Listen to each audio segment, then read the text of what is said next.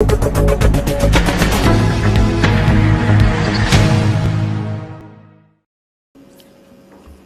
సరస్వతికి నమస్కారం. పెద్దలు గౌరవనీయులు ఆంధ్రప్రదేశ్ రాష్ట్ర గౌరవ ముఖ్యమంత్రి వర్యులు శ్రీ జగన్మోహన్ రెడ్డి గారికి నమస్కరిస్తూ, ఒక సంవత్సరం పరిపాలనలో సుపరిపాలన అందించి ప్రజల మన్ననలు పొందినటువంటి మీకు హృదయపూర్వక ధన్యవాదాలు, శుభాశీస్సులు, శుభాకాంక్షలు విద్యాశాఖ పక్షాన తెలియజేసుకుంటూ, నా పేరు శాస్త్రి. పశ్చిమ గోదావరి జిల్లాలో ఏజెన్సీ మండలమైనటువంటి బుట్టాయిగూడెంలో రెడ్డిగణపవరం అనేటువంటి పాఠశాలలో ఉపాధ్యాయుడిగా పనిచేస్తున్నాను సార్. చాలా గర్వంగా ఉంది ఈరోజు నాకు మీ ముందు ఒక సాధారణమైనటువంటి ఉపాధ్యాయుడు విద్యాపరమైనటువంటి కార్యక్రమాల్లో మీతో పాటు మీ ఆశీస్సులు పొందుతూ పిల్లలందరికీ మంచి విద్యాబుద్ధులు నేర్పేటువంటి సదవకాశం కలగడం, ఇది నేను పొందినటువంటి గౌరవంగా దీన్ని భావిస్తున్నాను సార్.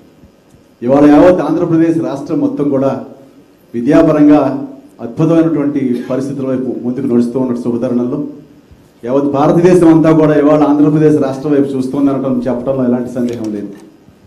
ఒకటా రెండా, పేద ప్రజలు చదువుకోవాలి అనేటువంటి ఏకైక లక్ష్యం భగవంతుడు మీ మనసులో సంకల్పించి మీరు చేసినటువంటి సుదీర్ఘమైనటువంటి చారిత్రాత్మకమైనటువంటి పాదయాత్రలో తల్లులు చెప్పిన విషయాలను ఏదీ వదిలిపెట్టకుండా తల్లులకి పిల్లలకి కూడా విద్యాబుద్ధులు అందించేటువంటి కార్యక్రమాలు చేపడుతూ, ప్రధానంగా తమను ఇందాక చెప్పిన చందాన, ఇది తెలుగు సంవత్సరాల్లో ఇది శార్వరి నామ సంవత్సరం అయితే ఉపాధ్యాయులుగా విద్యాశాఖ పక్షాన ఈ సంవత్సరాన్ని మేము విద్యానామ సంవత్సరంగా మేము భావిస్తూ తమరికి సవినయంగా ఈ విద్యాశాఖ పక్షాన ఇది విద్యానామ సంవత్సరంగా మేమందరం కూడా భావిస్తున్నామని సగర్వంగా తెలియజేస్తూ, నవకాయ పిండి వంటలు అని 9 రకాల పిండి వంటల గురించి చెప్తారు. సాధారణంగా ఏ పిండి వంట మీకు ఇష్టం అంటే ఏమీ చెప్పలేం మనం. ఒకదాన్ని మించి ఇది అద్భుతం, ఇది అత్యద్భుతం, ఇది అత్యద్భుతం అని చెప్తూ ఉంటారు. అలాంటి నవరత్నాలను అందించినటువంటి మీరు ఓ ప్రధానమైనటువంటి రత్నంగా అమ్మఒడి కార్యక్రమాన్ని తల్లులకు అందరికీ ఇవ్వటం, తల్లులందరూ కూడా మాకు పేరెంట్ కమిటీ మీటింగ్లోను తర్వాత తల్లిదండ్రుల సమావేశాల్లోనూ చెప్తూ ఉంటే ఆశ్చర్యపోయాము, ఆనందపడ్డాము. ఎట్లా అంటే ఒక చిన్న ఉదాహరణ చెప్తాను సార్.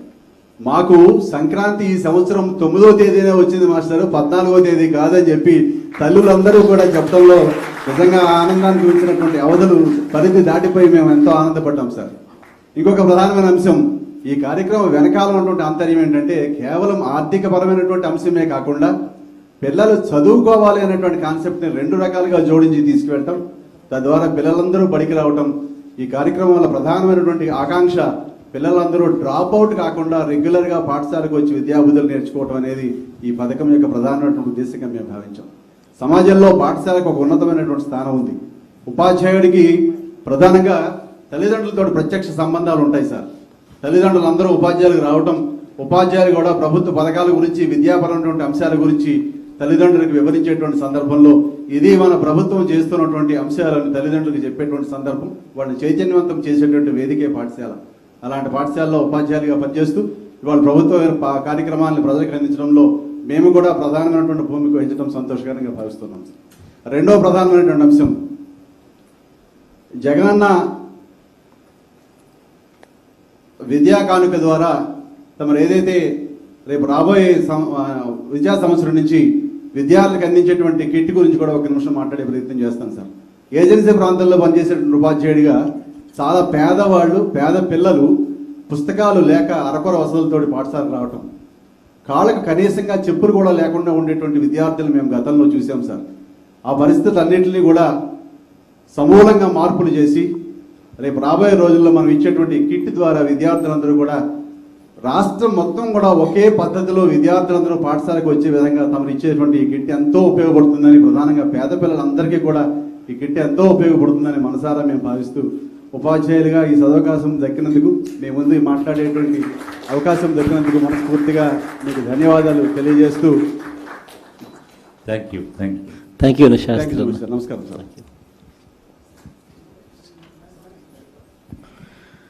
గౌరవనీయులైన సీఎం గారికి నమస్కారాలు. నా పేరు సరిత అండి. నేను ఈడుపుగల్లు నుంచి వచ్చాను. కంకిపాడు మండలం, కృష్ణా జిల్లా. ప్రాథమిక స్కూలు, మోడల్ స్కూల్లో చైర్మన్గా చేస్తున్నానండి. ఒకప్పుడు ఆడపిల్లలంటే ఎంతో భయంగా చదివించుకుందామా వద్దా అన్న ఇదిలో ఉండేవాళ్ళం. మీరు వచ్చిన తర్వాత ఒక ఆ అంటే అమ్మ అని, ఆ అంటే అన్న అనే వరకు తీసుకొచ్చారండి. నాన్నగారి ప్రారంభంలో ఎలా ఉన్నారో మీరు కూడా ఇప్పుడు కూడా అలాగే చేస్తున్నారు. చాలా సంతోషంగా ఉంది మాకు. నాకు 3 ఆడపిల్లలండి. ఆ 3లో ఒక పిల్లకి అమ్మఒడి పథకం వచ్చింది. అమ్మఒడి పథకం రాగానే వెళ్ళి పోస్ట్ ఆఫీస్లో సుకన్య అనే పథకాన్ని ఓపెన్ చేసి ఇద్దరికి చెరో ఒక 5,000 వేసి సంక్రాంతి పండగకి పిల్లల 3కి 5,000 పెట్టి బట్టలు కొన్నామండి. సంక్రాంతి పండగ ఎంతో సంతోషంగా చేసుకున్నామండి. కన్నది మేమే కానీ ఒక మేనమామగా మా పిల్లలకి ఆదుకున్నందుకు మీకు ధన్యవాదాలు చెల్లించుకుంటున్నామన్నా. మా పేదవారి ఇంటిలో నాన్నగారి ఫోటోనే కాదన్నా, మా గుండెల్లో కలకాలం మీ పేరు కానీ మీ ఫోటో కానీ నిలిచిపోద్దన్నా. ఇంతవరకు చందమామ కథల్లో పిల్లలకి గోరుముద్దు పెట్టుకుంటూ చెప్పేవాళ్ళమన్నా, కానీ తరతరాల వరకు మీ పేరు నిలిచిపోయేలాగా మా పిల్లలకి చెప్పుకుంటామన్నా. మా ఆయుష్ కూడా పోసుకొని నిండు 100 ఏళ్ళు చిరంజీవై వర్ధిల్లాలన్నా మీరు. థ్యాంక్ యూ తల్లి. Thank you. గౌరవనీయులైన ముఖ్యమంత్రి శ్రీ వైఎస్ జగన్మోహన్ రెడ్డి గారికి నమస్కారాలు. నా పేరు రమ్య సార్. నేను జిల్లా పరిషత్ ఉన్నత పాఠశాల కానూరు కృష్ణా జిల్లాలో 10వ తరగతి చదువుతున్నాను. నేను అమ్మఒడి అనే పథకాన్ని పొందాను సార్. ఇది మాకు ఎంతో యూజ్ అయింది. ఎందుకంటే ఇప్పుడు మేము చదువుకోలేని సిచ్యువేషన్, మేము పేదవాళ్ళం సార్. కానీ నా లక్ష్యం మాత్రం నేను ఒక సిఐడి ఆఫీసర్ అవ్వాలనేది. కానీ నాకు మా నాన్నగారు లేరు సార్. మా అమ్మ కూలి పని చేసుకుంటూ నన్ను బతికిస్తుంది. నేను నా లక్ష్యాన్ని ఎక్కడ చేరుకోలేమో అని నాకు భయం ఉండేది. కానీ మీరు ఒక మామయ్యలాగా నాకు వచ్చి నీ చదువుకు నేను అండగా ఉన్నాను అన్నప్పుడు నా లక్ష్యాన్ని నేను చేరుకోగలను అని నాకు ధైర్యం వచ్చింది సార్. అలాగే అమ్మ ప్రేమ ముద్ద, మా జగనన్న గోరు ముద్ద. మేము ఇలాంటి ఫుడ్ని ఏ పెళ్ళిళ్ళలో చూసామో అలాగే పక్క వాళ్ళు తింటుంటే చూసాం సార్. కానీ మేము ఇలా పోషకాలతో రోజు తింటున్నామంటే we are lucky sir. I'm proud to be I'm living in Andhra Pradesh with under your rule sir. అలాగే మేము కంటి ప్రాబ్లమ్స్తో ఎంతో ఫేస్ చేసాం సార్. బోర్డు మీద సరిగ్గా కనిపించగా అలాగే అడ్జస్ట్ అయ్యి మేము చూపించుకోలేక ఉన్నాం సార్. కానీ మీరు ఆ విషయం తెలిసిన వెంటనే కంటి వెలుగు అనే కార్యక్రమాన్ని చేపట్టారు. ఐ స్పెషలిస్ట్ని మా పాఠశాలకు పిలిచి మాకు ఉచితంగా వైద్యం చేసి మాకు స్పెట్స్ ఇచ్చినందుకు మేము చాలా, మా స్కూల్ తరఫున మేము చాలా ధన్యవాదాలు తెలుపుకుంటున్నాం సార్. అలాగే నాడు పాఠశాల వేదనలు చూసాము, నేడు జగనన్న పాఠశాల హరివిల్లను చూస్తున్నాము. మేము స్కూల్కి వెళ్ళిన కొత్తలో బాత్రూమ్ సరిగ్గా లేక, డ్రింకింగ్ వాటర్ లేక అంతా దుమ్ముగా ఉండి మేము ఎంతో ఫేస్ చేసాం సార్ ప్రాబ్లమ్స్. కానీ ఇప్పుడు నేను 10th క్లాస్. కానీ నాకు అనిపిస్తుంది ఏంటంటే నేను ఇంకా ఈ స్కూల్లోనే ఉండాలి, ఇన్ని ఫెసిలిటీస్ని నేను మిస్ అవుతాను అని అనిపిస్తుంది సార్. కానీ ఒక మామయ్యగా మీకు ఒకటి చెప్పాలనుకున్నాను సార్. చెప్పాలో చెప్పకూడదో నాకైతే తెలియదు sir. My mom is in critical situation. She is suffering from health problem. మా మమ్మీ నాకు 1 వీక్ ఉంటుందో 1 మంత్ ఉంటుందో కూడా తెలియదు సార్. కానీ నాకు మా అమ్మ కావాలి సార్. కానీ మా అమ్మ ఇంతలా ఉండి కూడా నాకేమని చెప్పిందంటే, నేను లేకపోయినా పర్లేదు, నీ మామయ్య ఉన్నాడు, నీ చదువుకి అండగా ఉంటాడు అని చెప్పింది సార్. ఈ సిచ్యువేషన్లో కూడా నేను మా అమ్మని చూసుకుంటున్నానంటే మీరు ఇచ్చే పెన్షన్తోనే సార్. Thank you.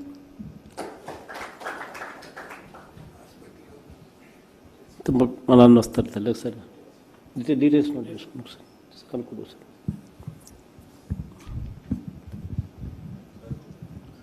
ఒకసారి కొన్ని డీటెయిల్స్ చెప్తాను ఒకసారి. గౌరవనీయులైన ముఖ్యమంత్రి గారికి నమస్కారాలు. నేను ఉపేందర్ రెడ్డి సార్. ఒక 30 years కంబైన్డ్ ఆంధ్రప్రదేశ్లో పనిచేశాను వేరియస్ కెపాసిటీస్లో. చివరిలో ప్రొఫెసర్గా రిటైర్ అయ్యాను ఎస్సీఆర్టీలో. ప్రజెంట్ ఇప్పుడు అడ్మినిస్ట్రేటివ్ స్టాఫ్ కాలేజ్ ఆఫ్ ఇండియాలో అడ్వైజర్గా ఉన్నాను. ఇప్పుడు మీ స్పీచ్ ఇన్న తర్వాత ఎంత క్లారిటీ ఉంది సార్ అసలు మీకు ఎడ్యుకేషన్ ఇష్యూస్ మీద. సాధారణంగా జనరల్గా ఎడ్యుకేషన్లో రివ్యూస్ కమిషనర్ టేకప్ చేస్తారు, కాకుంటే ఎప్పుడన్నా ఒక 2 monthsకి అట్లా సెక్రటరీగా రివ్యూ చేస్తారు. ఎట్ ద మోస్ట్ సంవత్సరంలో మినిస్టర్ చేస్తారు. కానీ బట్ యాక్చువల్గా సాక్షాత్ ఒక సీఎం ఇంత క్లారిటీతోటి రివ్యూ చేయడం అనేది నా సర్వీస్లో ఎప్పుడు నేను చూడలేదు సార్ అసలు యాక్చువల్గా. So it is great sir. తర్వాత ఇంకొకటి ఏంటంటే ఇప్పుడు మీరు చెప్పిన తర్వాత ఈ రిఫార్మ్స్ అన్ని కనుక ఏదైతే రిఫార్మ్ ఎజెండా మీరు తీసుకున్నారో ఎంత హోలిస్టిక్గా ఉందంటే జనరల్గా కంట్రీస్ నేషన్స్ చూసినా ఏదో ఒకటి రెండు ఇష్యూస్ మీద తీసుకుంటారు. ఫర్ ఎగ్జాంపుల్ ఢిల్లీ తీసుకుంటే మనకు ఇన్ఫ్రాస్ట్రక్చర్ మీద హ్యాపీ కరికులం మీద తీసుకున్నారు. అదే మన కేరళ చూస్తే టోటల్గా లిటరసీ మీద ఐసీటీ మీద తీసుకున్నారు. అదే తమిళనాడు అయితే మన మిడ్ డే మీల్స్లో చాలా సంస్కరణలు తీసుకొచ్చారు. మహారాష్ట్ర తీసుకుంటే ప్రైమరీ ఎడ్యుకేషను తర్వాత స్కాలర్షిప్స్ మీద. బట్ ఆంధ్రప్రదేశ్లో మాత్రం ఒక హోలిస్టిక్గా అన్ని ఆస్పెక్ట్స్లలో మీరు ఈ రిఫార్మ్ ఎజెండాను తీసుకొచ్చారు. This is really great sir. ఇది తర్వాత జనరల్గా నేను ఇవన్నీ కూడా ఇప్పుడు మీరు ఏదైతే ఇంత ప్రయత్నాలు చేసి ఇంత ఫండ్ ఒక సోషల్ ఒక వెల్ఫేర్ గవర్నమెంట్లో ఒక సోషల్ కమిట్మెంట్ ఇంపార్టెంట్, అది తీసుకున్నారు మీరు. దానికి కావాల్సిన ఫండ్ మీరు చెప్తే ఈ ఫండ్ అంతా చూస్తుంటే మీ బడ్జెట్లో కనుక మనం ఎక్స్పెండిచర్ కనుక చూసినట్లయితే వేరే ఏ యూరోపియన్ నేషన్స్ కూడా ఇంత పర్సంటేజ్ ఖర్చు పెట్టట్లేదు సార్ అసలు. యాక్చువల్గా రియల్లీ ఇది చాలా కరేజియస్ డిస్కషన్, ఒక డెసిషన్ సార్. ఒక లీడర్గా మీరు ఏదేమైనా పర్వాలేదు నా ప్రజల కోసం అనేటటువంటిది ఒక డెసిషన్ మీరు తీసుకున్నారు. రెండోది ఏంటంటే ఇది ఒక సంకల్పము. ఆ సంకల్పం కూడా ఒక కరుణతో కూడిన సంకల్పం. మీ మాటల్లో ప్రతిధ్వనించేది ఏంటంటే నా పిల్లలు నా పేరెంట్స్ ఇట్లా ఉన్నారు, వాళ్ళకి నేను సహాయం చేయాలనేటువంటి ఒక కరుణ అనేటటువంటిది మీ స్పీచ్లో కనిపిస్తుంది సార్. God bless you. ఇది రియల్గా ఈ ప్రాజెక్ట్ ముందుకు వెళ్తుంది సార్ యాక్చువల్గా. సో ఈ సందర్భంలో మరి ఈ ప్రయత్నాలన్నీ కూడా పర్ఫార్మెన్స్లోకి మనకు రిజల్ట్ రావాలి. పర్ఫార్మెన్స్ అంటే రెండు రకాలు సార్. ఒక పర్ఫార్మెన్స్ క్లాస్ రూమ్ ఇన్స్ట్రక్షన్లో చేంజ్ రావాలి. ఎందుకంటే 2 decades నుంచి వెళ్ళి పెద్దగా మనకు క్లాస్ రూమ్లో టీచింగ్లో బోధన రాలేదు. కేవలం పాఠం చదివి వినిపించిన ఒక ఇన్ఫర్మేషన్ ఇవ్వటమే కానీ ఒక థింకింగ్ కానీ రీజనింగ్ కానీ ఒక అనాలిసిస్ కానీ ఏవైతే మనం గ్లోబల్ స్కిల్స్ అంటున్నామో దాంట్లో మనం ప్రవేశించలేదు. ఒక డీప్ లెర్నింగ్ కూడా ఈ వ్యవస్థ దారి తీయలేదు అనేది ఒకటి. రెండోది in terms of children outcomes, learning outcomes, ఈ రెండింటి మీద కూడా మనం ఫోకస్ చేయాల్సిన అవసరం ఉంది. దీనికి కొన్ని పాలసీ లెవెల్లో, ఎందుకంటే ఒక 30 years నేను డిఫరెంట్గా పనిచేశాను. స్టేట్ కంబైన్డ్ ఆంధ్రప్రదేశ్లో state curricular reforms, text books, examination reforms ఇవన్నీ కోఆర్డినేట్ చేశాను. కాబట్టి ఒక కన్విక్షన్, ఒక క్లారిటీ తోటి I will propose 4 or 5 policy level reforms ఏమి ఉండాలో చెప్తాను సార్. ఇప్పుడు యాక్చువల్గా వరల్డ్ మొత్తంలో ఇప్పుడు టోటల్గా ఫోకస్ ఎడ్యుకేషన్ మీద ఉంది.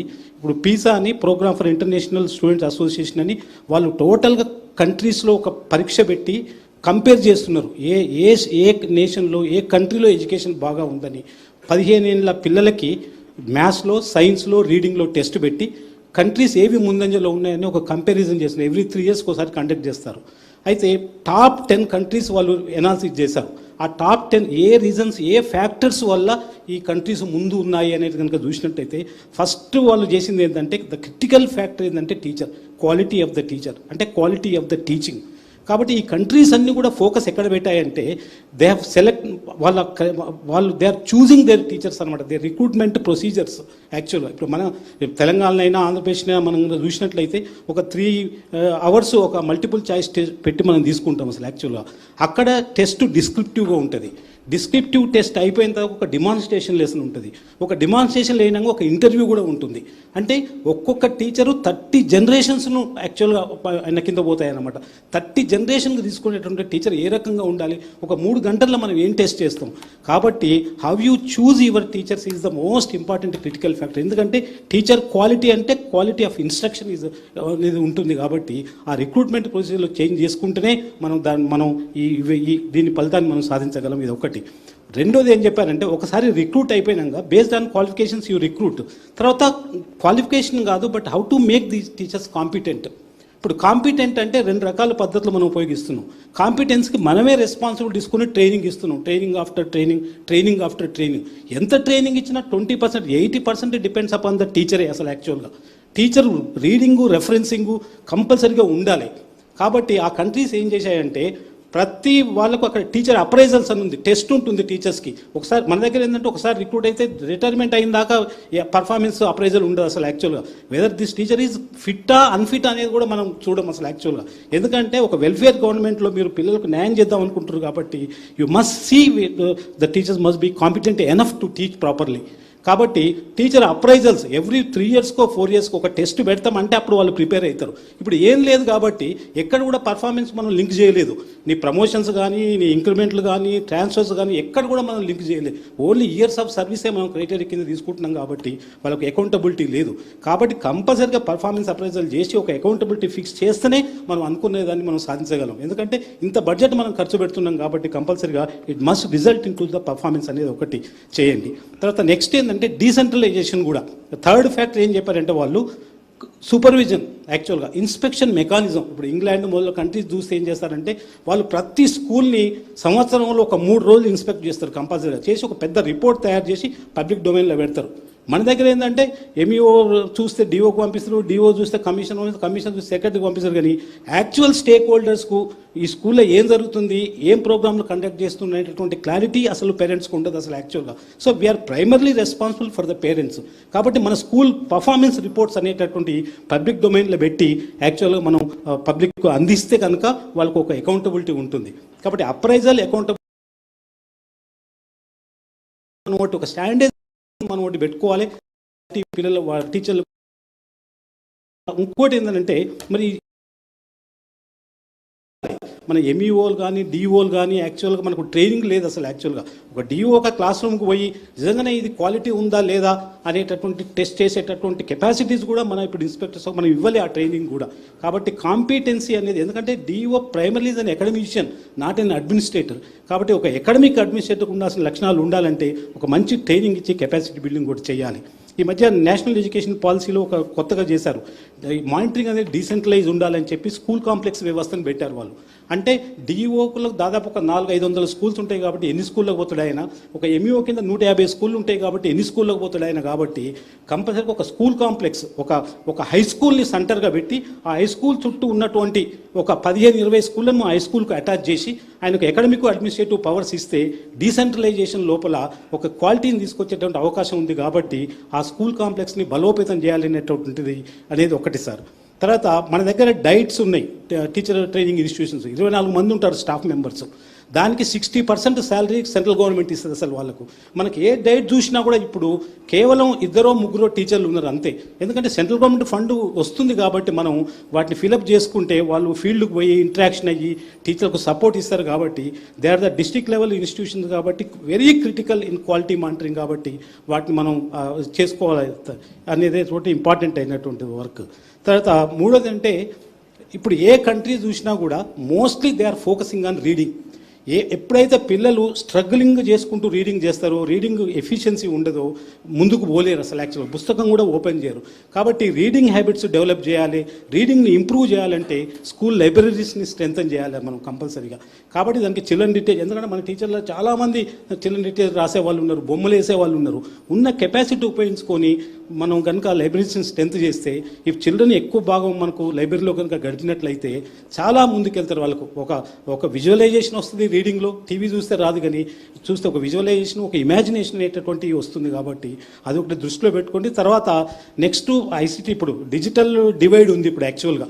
ఇదొక లిటరసీ డివైడ్ అనేది ఇప్పుడు మన కేరళ అటువంటి కనుక చూసినట్టయితే చాలా అడ్వాన్స్డ్గా ఉన్నారు వాళ్ళు. ఒకసారి మనం ఒక టీంను పంపించినా కూడా తెలుస్తుంది. వాళ్ళు ఒక 24 అవర్స్ ఒక ఎడ్యుకేషనల్ టీవీ ఛానల్ ఒకటి పెట్టుకున్నారు వాళ్ళు. కంప్లీట్గా దీనికి ఒక ఛానల్ ఓన్లీ ఎడ్యుకేషన్ ప్రోగ్రామ్సే వస్తాయి. అట్లా కనుక మనం చేసినట్టయితే టీవీ అందరికీ ఉన్నది కాబట్టి ఆ రకంగా కూడా మనం తీసుకునేటటువంటి అవకాశం ఒకటి ఉన్నది.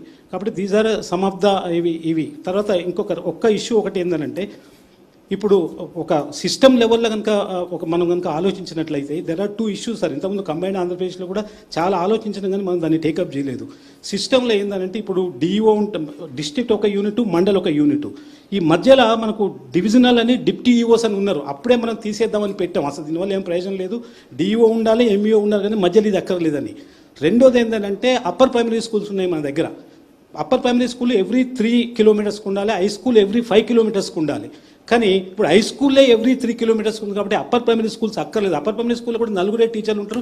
ఒక మ్యాథ్స్ టీచర్ ఉంటే ఆయన సైన్స్ కూడా చెప్పాలి, సైన్స్ టీచర్ ఉంటే మ్యాథ్స్ కూడా చెప్పాలి. కాబట్టి పిల్లలకు న్యాయం జరగట్లేదు. కాబట్టి ఈ అప్పర్ ప్రైమరీ వ్యవస్థను తీసేస్తే primary schools 1 to 5, 6 to 10 high schools ఉంటే కనుక చాలా లాభదాయకంగా కూడా మనం ఆ రిసోర్స్ వేరే రకంగా కూడా మనం ఉపయోగించుకోవచ్చు. పిల్లలు కూడా న్యాయం జరగట్లేదు. So these is some of the policy sir. మంచి క్లారిటీ తోటి ఉన్నారు సార్ మీరు యాక్చువల్గా. So really hats off CM గారు, చాలా దాంతో మీరు పనిచేస్తున్నారు. Thank you. Thank you. Thank you. So many suggestions. Thank you. Next.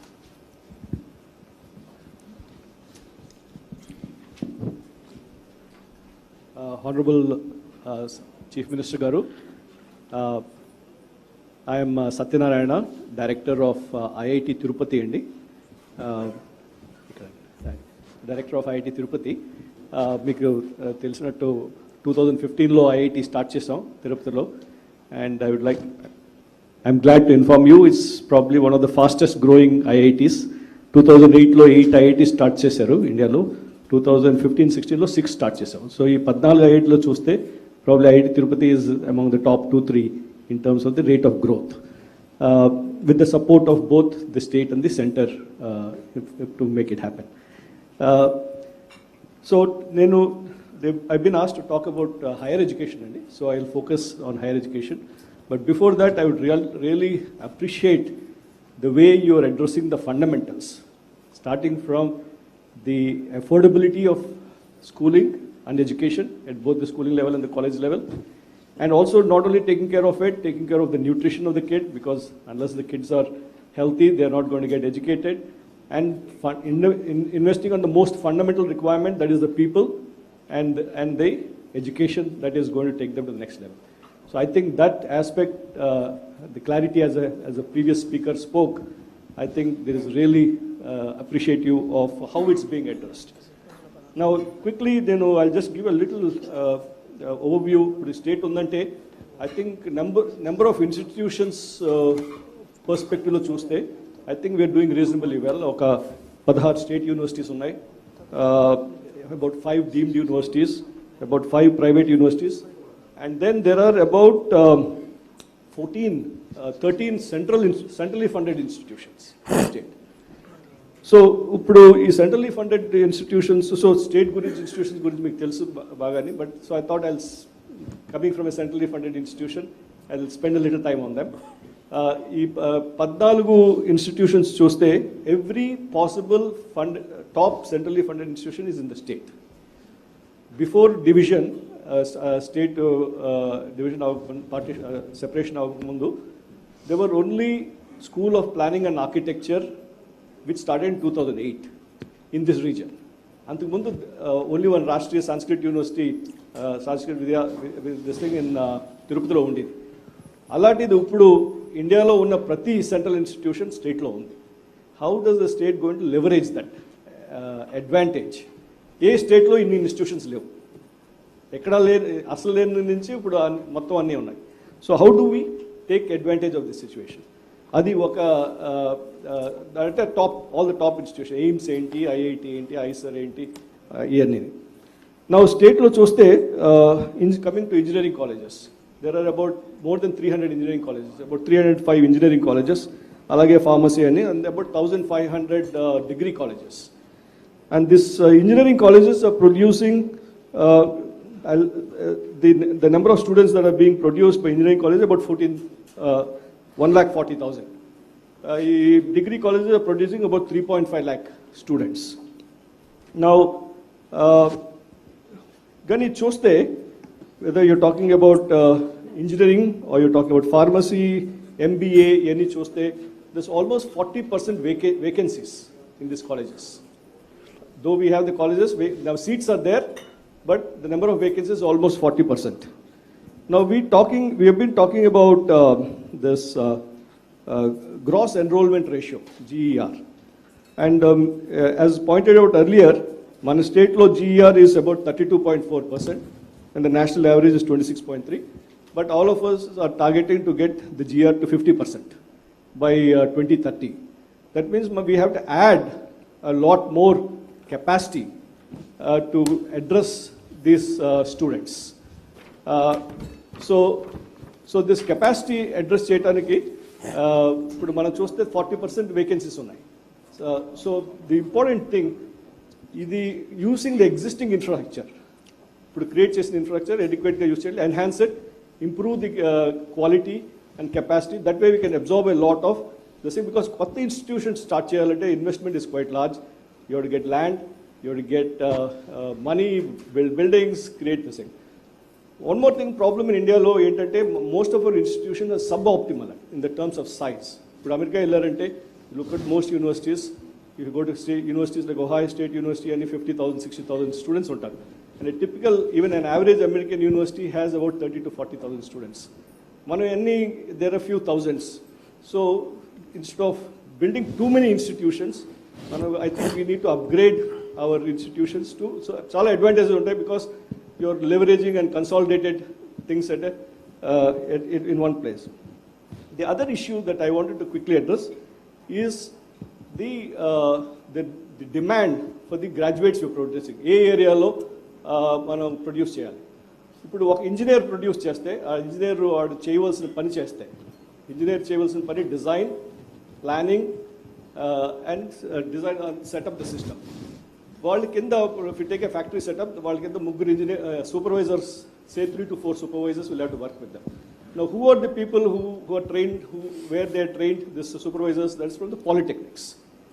So ఒక ఇంజనీర్ ప్రొడ్యూస్ అవుతే ముగ్గురు నలుగురు పాలిటెక్నిక్ టైప్ క్యాండిడేట్స్ ప్రొడ్యూస్ చేయాలి. Now if you take a factory floor, ఒక సూపర్వైజర్ ఉందంటే అతని కింద we need about 7 to 10 workers, skilled workers with skill. వాళ్ళు ట్రైనింగ్ ఎక్కడ? That is has to get the ITIs, అది ఐటీఐ లెవెల్లో చేయాలి. బట్ మనకంతా ఇన్వర్టెడ్ పిరమిడ్ మన ఇండియాలో, స్టేట్లో కూడా. ఇప్పుడు ఇంజనీరింగ్ ఉందంటే 1,40,000 సీట్లు ఉన్నాయి. పాలిటెక్నిక్ ఓన్లీ 70,000 సీట్లు ఉన్నాయి. వేరేస్ ఐటీఐకి మళ్ళీ 1,70,000 సీట్లు ఉన్నాయి. So when we are talking about 1:3:24, ఇక ఒక ఇంజనీరింగ్ సీట్కి హాఫ్ పాలిటెక్నిక్ సీట్ ఉంది, ఒక ఇంజనీరింగ్ సీట్కి ఈక్వలెంట్ ఐటీఐ ఉంది. Now one of the big advantage we are trying to give the state in terms of, in addition to its strong agricultural base, Ninna, you talked about it a lot, is manufacturing. Now if you want to get into manufacturing and all these things, you need strong skilled workers. Now these skilled workers come from these institutions, polytechnics, ITS and all. So there's a lot, I've seen that you're making a lot of initiatives on the skill universities, start chestunaru, skill institutions. So along with this ITIs, I think a lot of focus has to go. Only then we can leverage this advantage. ఇప్పుడు China నుంచి industry తీసుకొద్దాం అనుకుంటున్నాం, but where are the people with the skills? That is a challenge. So that's my other submission అండి, that we should start in addition to the same. And the final submission I have is with respect to the quality of the institutions. ఇప్పుడు మన స్టేట్లో we have about 16 state universities, but only 2 state universities, Andhra University and SV University, have got a A++ in the NAAC accreditation scheme. Only Ronde. Kanwa Yanni, they are a little below that. And if you took the national ranking, there is national, international ranking. We'll only talk about national ranking. National ranking lo chuste, only as Andhra University has about 16 in the national NIRF. నేను IIT Madras నుంచి, I'm basically from IIT Madras. We are number 1 in the country, IIT Madras, among all the institutions.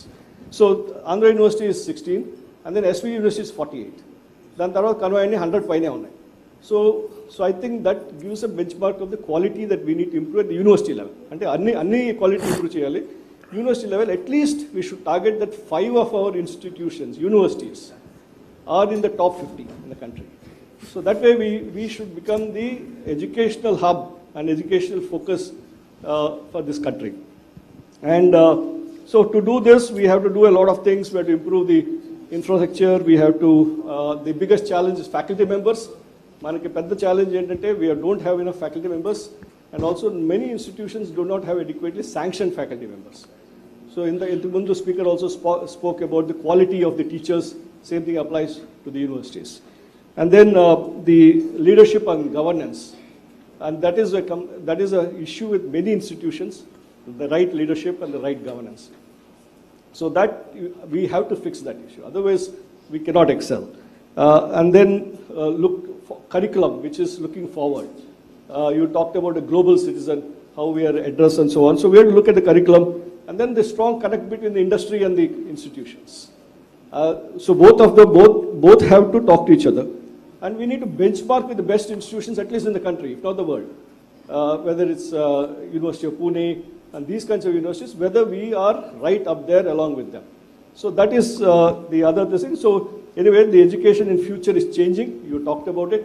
we have to educate our people to work in a digital world. Everything is digital, interdisciplinary world. Now, every civil engineer or mechanical engineer also has to know about AI and data science. So it is not just the single domain. So we have to have that flexibility for that interconnected world. We have to work across this.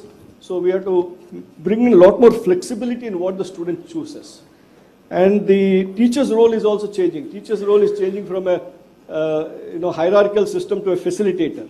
A person who facilitates teaching and integrates learning. Now knowledge is available, you go Google, you get knowledge. But how do you make kids learn?